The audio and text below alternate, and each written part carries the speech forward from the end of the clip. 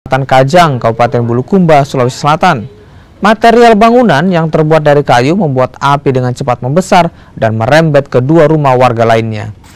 Warga yang panik berupaya memadamkan api meski dengan peralatan seadanya.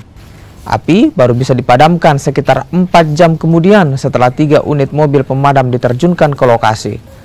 Polisi masih menyelidiki penyebab kebakaran. Saat kejadian, pemilik rumah sedang tertidur pulas. Yang terjadi di desa Bontomacina yang menelpon itu adalah aparat pemerintahan. Tim kami langsung melakukan persiapan kurang lebih 5 menit. Ada 4 armada yang dikerahkan, 3 mobil penembak dan 1 mobil tangki suplai air. Pada kejadian ini ada 2 orang korban, 1 meninggal dunia dan 1 sementara dirawat di rumah sakit.